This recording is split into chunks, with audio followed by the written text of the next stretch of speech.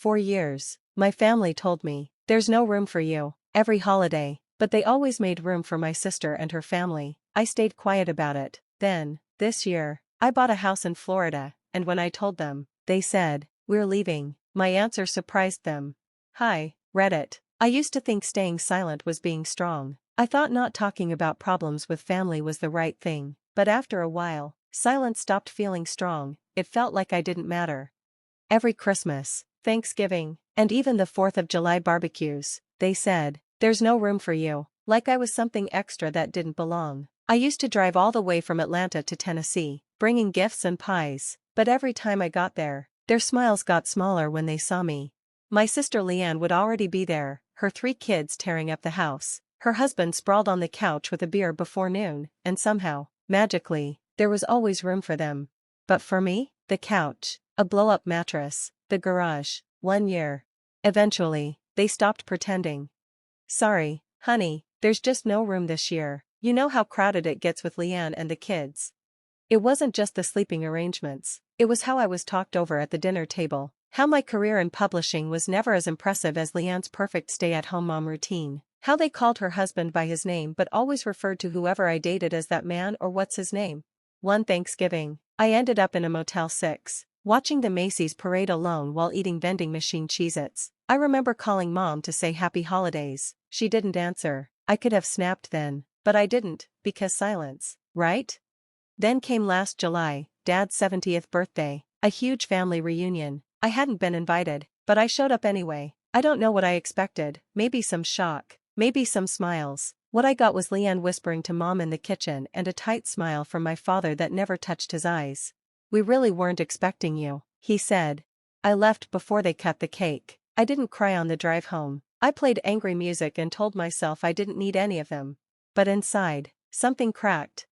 The next morning, I opened Zillow. I started looking at homes in Florida, not just any homes, but houses with open kitchens and pools and 4 bedrooms. Big houses where someone like me could host holidays and make memories.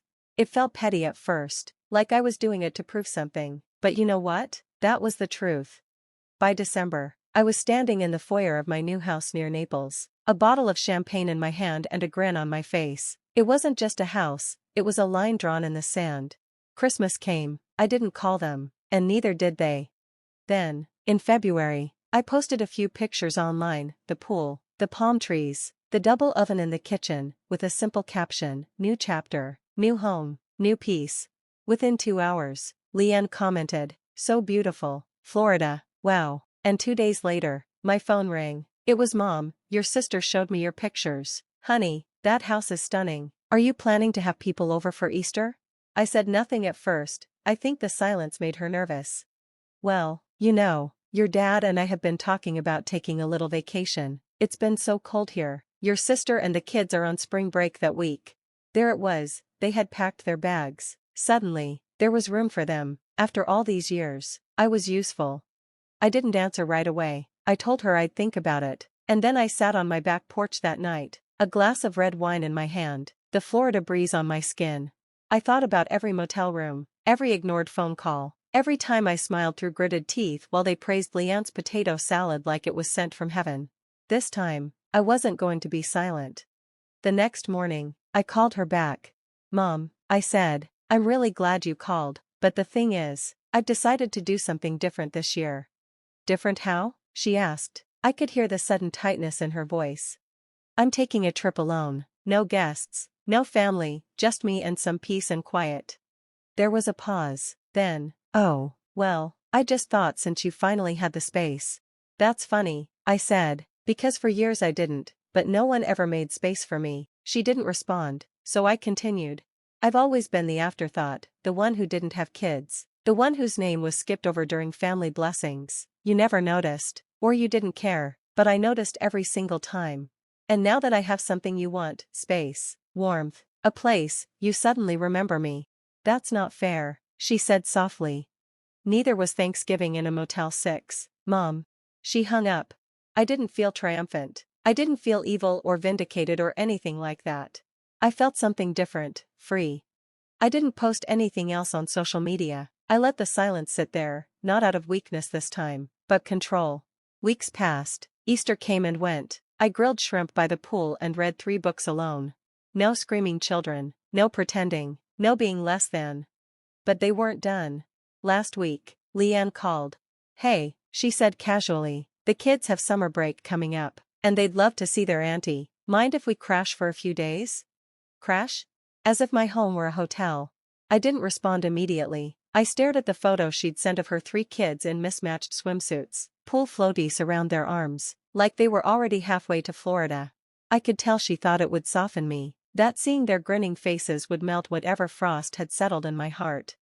But this wasn't about her kids, it was about me, and about the years I'd been dismissed, overlooked, passed over like a dish nobody wanted to try. I could still remember one specific Christmas when I offered to bring a homemade pie, and Mom gently said, "Oh, don't worry, honey, Leanne already made 3. They never wanted my pie, they never wanted me. And now they wanted to swim in my pool." That's when I opened my phone and wrote the message that had waited years to be written. "Hey, I appreciate you thinking of me, but I need to be honest. For years, I was told there was no room, physically and emotionally, in the family. I stayed silent because I thought that was strength, but now I realize it was just your comfort. You got used to me being the one who adjusted, who understood, who swallowed the cold shoulder with a smile. Not anymore. This house is my peace, and it's not open to people who only remember me when the weather gets warm and the beach is close. I'm not mad, I'm not bitter, I'm just done. Enjoy your summer, I will, too." I stared at it for a moment, then hit send, and just like that, I reclaimed something I never realized I had lost, my self-worth. It wasn't a grand, dramatic moment, the sky didn't open up, the earth didn't shake. But in the quiet click of a sent message, I felt something shift inside me. The girl who once drove 12 hours just to be told there was no space for her, she finally had a voice. I turned off my phone and lived.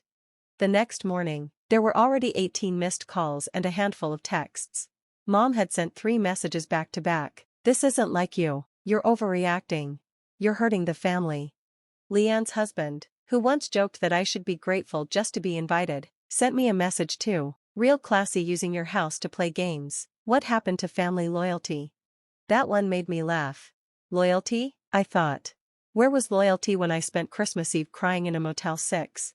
Where was loyalty when I sent birthday cards to my niece and nephew and never got so much as a thank you? Where was loyalty when I stood in their kitchen during Dad's 70th birthday, holding a bottle of wine while they stared at me like I was a stain on their party? It was never about loyalty, it was about leverage. And now that I had something they wanted, they were scrambling to pretend I still fit in the family picture. I didn't respond to any of them, I went for a walk instead. The Florida air was heavy with heat and jasmine, and neighbors waved at me like I belonged. And that was the difference, here, I did belong. 2 weeks later, a letter arrived in the mail from Mom, not an email, not a text, but an actual handwritten letter like it was 1997 and she was trying to win me back from a breakup. "Dear sweetheart." Not my name, just sweetheart. It was 3 pages long, 3 excruciating pages filled with sugar and deflection. She wrote about how families drift apart, how things had gotten busy, how they always assumed I was okay because I seemed so strong. She reminisced about our matching Easter dresses when I was 5, the time I broke my arm and Leanne cried harder than I did.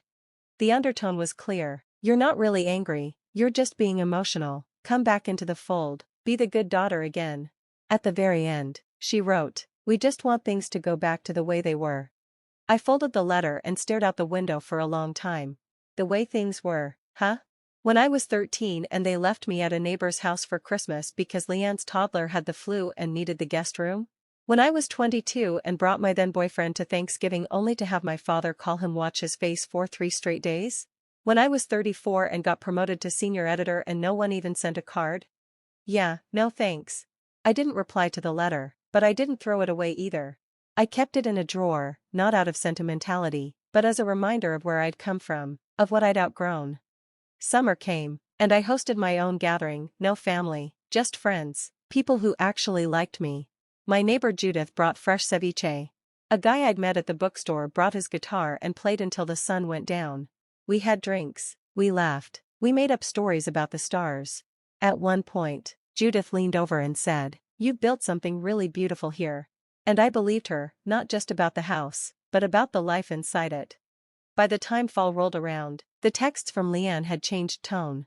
She wasn't angry anymore, she was sweet. Trying again. Hey, the kids really miss you. Do you want to FaceTime?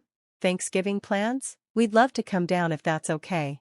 This time, I didn't write a message. I sent a postcard, a photo I took of my front door. My friend had made me a wooden sign for my birthday that now hung proudly above the mat. This house makes room for love. Not guilt. No message, no name, just that. I dropped it in the mail with a small smile.